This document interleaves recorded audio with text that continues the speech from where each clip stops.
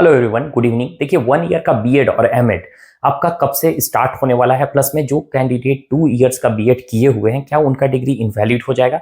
ये न्यूज़ आप लोग ऑलरेडी देख चुके होंगे, लेकिन अभी भी कैंडिडेट को बहुत सारा कंफ्यूजन है कि सर कैसे होगा, कब हम 1 ईयर का बीएड कर सकते हैं और कब 2 ईयर्स का बीएड कर सकते हैं, क्या 2 ईयर्स का बीएड का इनवैलिड हो जाएगा। बहुत कैंडिडेट का मैसेज आ रहा था, बट ऐसा कुछ नहीं है। आपका जो डिग्री किए हुए हैं that is not going to be invalid, है ना। अब आगे हम लोग समझते हैं कि इसमें है क्या, अब एकदम क्लियरली आपको यहाँ पे समझ में आ जाएगा। अगर उनके चैनल पे तो चैनल को सब्सक्राइब कर लीजिएगा और टेलीग्राम चैनल से बिल्कुल ऐड हो जाइए। किसी तरह कोई ऑफिशियल अपडेट आता है तो हम आपको वहीं पे बताते हैं। तो देखिए हम लोग यहाँ पे क्लियरली समझते हैं कि 1 ईयर का बीएड और जो एमएड है वो फिर से स्टार्ट हो रहा है 10 साल के बाद, है ना।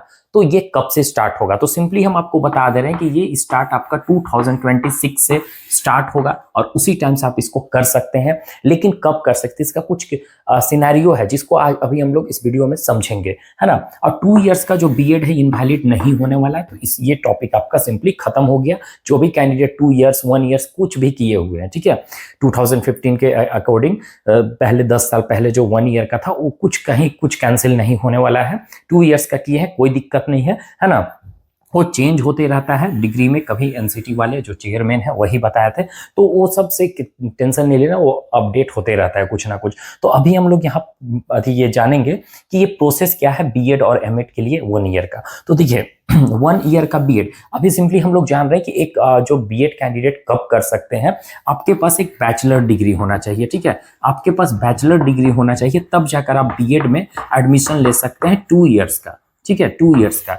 ओके, लेकिन फिर से अभी हमारा 1 ईयर का बीएड हो चुका है, लेकिन इसमें 1 ईयर का सभी के लिए नहीं है, वो कुछ स्पेसिफिक कैंडिडेट के लिए होगा जिसको हम लोग समझेंगे। प्लस में अब एमएड भी 1 ईयर का, एमएड आप कब कर सकते हैं, जब आपके पास मास्टर डिग्री हो, पीजी हो, तब आप एमए में एडमिशन ले सकते हैं। ऐसे आप एडमिशन बीएड के बाद सिंपली नहीं ले पाएंगे। प्लस में यहाँ पे हम लोग ये भी देख रहे थे कि जो 4 ईयर इंटीग्रेटेड कोर्स किए हुए थे, 4 ईयर इंटीग्रेटेड, जैसे कि किन्हीं का बीएससी बीएड होता था, ठीक है, बीए बीएड होता था, या बीएससी एमएससी होता था, इस तरीका से इंटीग्रेटेड एमएससी बीएड, ये सब सारे इंटीग्रेटेड कोर्स होता था, ठीक है, जो कि 4 ईयर्स के होते थे। ओके, एक साल उसमें खत्म कर दिया जाता था, उसी में इंटीग्रेट कर दिया जाता था ताकि कैंडिडेट का 1 ईयर बच सके। तो अब यहाँ पे वही कैंडिडेट, जैसे कि अभी देखिएगा न्यू एजुकेशन पॉलिसी के अकॉर्डिंग 4 ईयर्स का ग्रेजुएशन हो चुका है, ठीक है।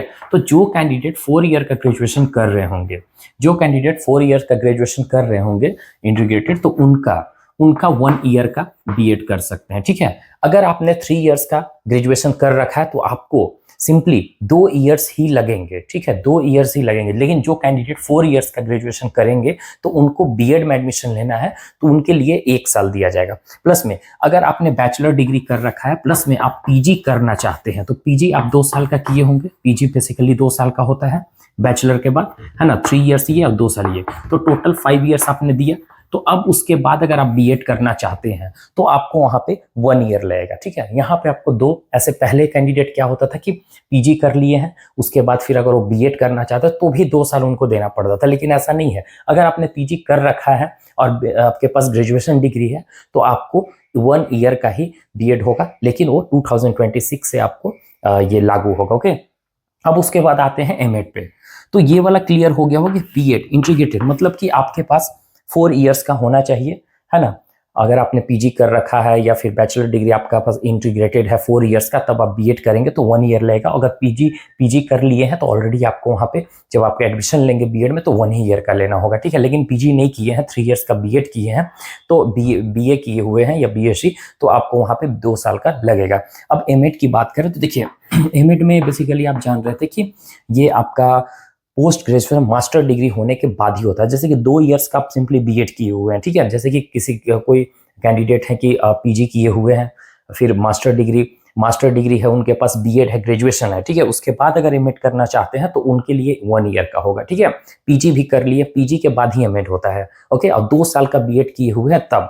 अब ऐसे में फिर अगर 2 ईयर इंटीग्रेटेड बीएड है आपका, है ना, जैसे कि 2 year integrated BEd BSc BEd, तो ऐसे में भी एमएससी करके मास्टर डिग्री लेकर 2 ईयर्स का, उसके बाद आप 1 ईयर्स का ये एमएड करेंगे। तो होप सो इसमें आपको क्लियर हो गया होगा। एक सिंपल वे से हम रिव्यू दे देते हैं कि ये बीएससी बीएड और बीएससी बीएड एमएससी बीएड ये सब सारा इंटीग्रेटेड प्रोग्राम होता है, ठीक है। अगर आपने 4 इयर्स का ग्रेजुएशन कर रखा है तो आप अगर बीएड करना चाहते हैं देन आपको 1 ईयर लगेगा, ठीक है।